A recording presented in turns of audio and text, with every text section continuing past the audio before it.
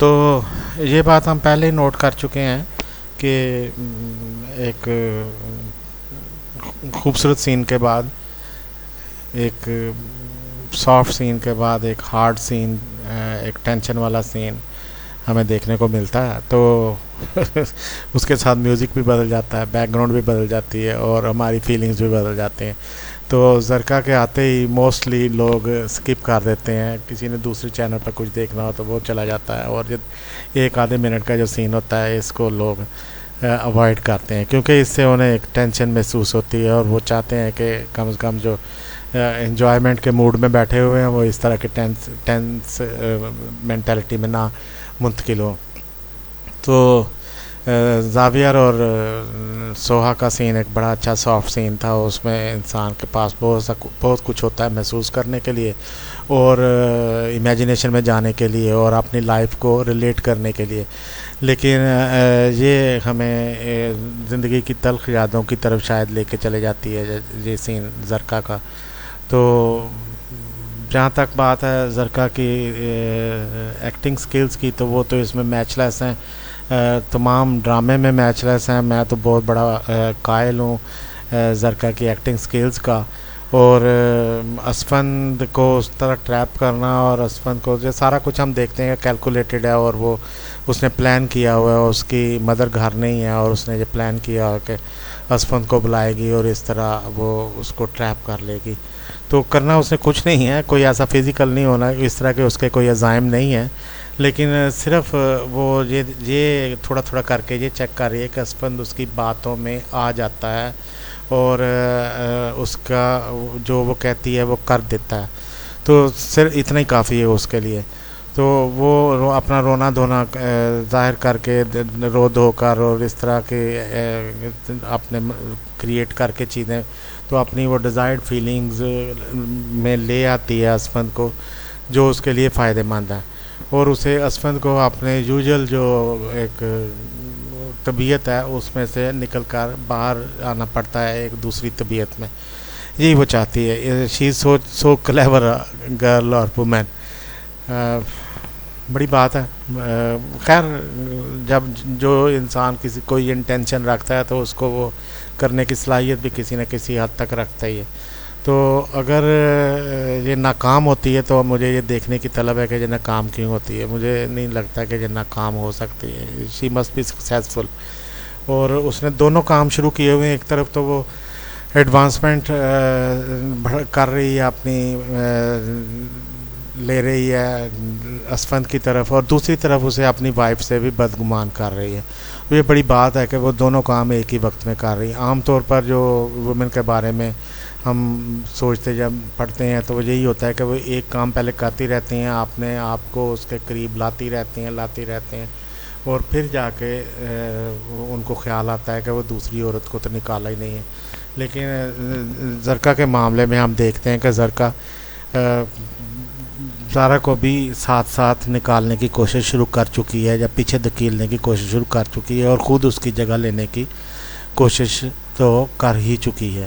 اسفند کو وہ تھوڑا تھوڑا کر کے بدگمان کرنے کی کوشش کر رہی ہے. اور ہم یہ بات پہلے کر چکے ہیں کہ جو ہی اگر ایک انسان کہے نا کہ یہ میرے اور تمہارے درمیان ہے تو سمجھ لیں بس اب کام ٹھیک نہیں ہے.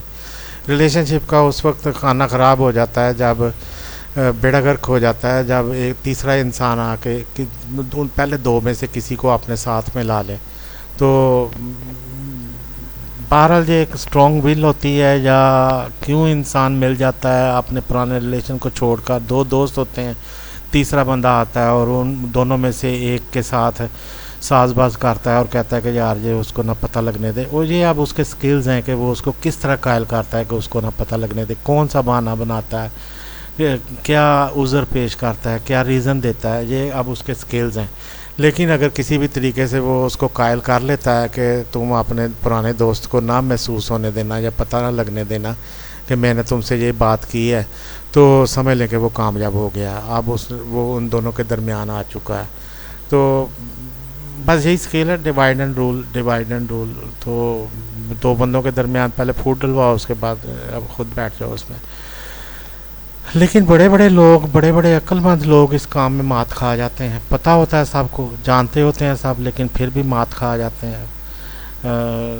بڑے بڑے رشتے بگڑتے ہیں، بڑی بڑی محبتیں ٹوٹتی ہیں، کام خراب ہوتے ہیں، بزنس خراب ہوتے ہیں، اس میں ہمیشہ تیجا تیجا رلیا تو چونگا گلیا۔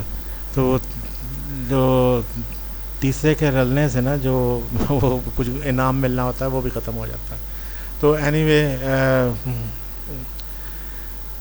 سوہا has perform her role very well, اور اس سین کے اندر اس نے جتنی بھی باتیں کی ہیں وہ بڑی کیلکولیٹڈ کی ہیں، اور اس کی پلاننگ بڑی کامیاب ہے۔ اس نے یہ سارا کچھ اپنی ماں کی غیر موجودگی میں کیا ہے، اور وہ صرف اسفند کو اپنی باتوں پر عمل کرتا ہوا دیکھنے کے لیے یہ سارا کچھ کر رہی ہے۔ تو عورت کے آنسوؤں کو ریزسٹ کرنا بڑے بڑے مردوں کے بس سے باہر ہوتا ہے، تو اسفند بھی اس کے سامنے بیوقوف بے بس اور بے بس نظر آتا۔ تو ظاہر بیوقوف بھی کہہ دیں تو کوئی بات نہیں، تو عورت کے آنسوؤں کو ریزسٹ کرنا اسفند کے بس کی بات بھی نظر نہیں آتا، اور زرکا اسے محسوس کر چکی ہے، اس لیے پچھلے 2-3 سین اس نے ریپیٹڈلی رونے والے سین کیے ہیں، جس میں خود کو رلایا ہے تاکہ اسفند جو ہے اسے چپ کرانے کی کوشش کرے، اور اسے یہ پتہ لگ چکا ہے کہ اس کے آنسو اسفند کی کمزوری ہیں۔ تو باقی تو ساری اس کی مشکلات اور رونے دھونے اور یہ تو ایک طرف، لیکن آنسو بہانا جسے لٹریچر میں شاید تصوے بہانا کہتے ہیں، تو یہ بھی ایک اس کو لرننگ ہو چکی ہے کہ اسفند کو ان چیزوں سے بلیک میل کیا جا سکتا ہے۔ ہمارے لیے انٹرسٹ ساری یہی ہے کہ کیا زرکا اپنے ڈیزائن میں کامیاب ہوتی ہے۔ اس وقت تک میں آپ سے یہ شیئر کرتا رہوں گا، آپ کے ساتھ میرا ایک ہلکا پھلکا سا تعلق قائم ہو چکا ہے، اور آپ مجھے بولتے ہوئے وہ جھجک محسوس نہیں ہوتی جو پہلی ویڈیوز میں ہوتی تھی۔ تو بہت سی باتیں میں آپ بڑی روانی سے کرنے لگا ہوں۔ آپ کے کمنٹس کا مجھے انتظار رہتا ہے، جو شاید ابھی تک آپ دینے میں ہچکچاتے ہیں، اور میں اس وقت کو کہ لائک کریں اور بیل آئیکن کو پریس کریں اور اس طرح سبسکرائب کریں، میں وہ باتیں تو نہیں کرتا، لیکن میں ساتھ جاتے جاتے یہ ضرور کہہ دیا کرتا ہوں کہ اگر کوئی پراپرٹی ڈیل ہو رہی ہو تو مجھے موقع دیں۔ I am very much interested in property, اور کیونکہ بائرز اور سیلرز جینوئنلی ملتے نہیں ہیں، تو I may be very much help full.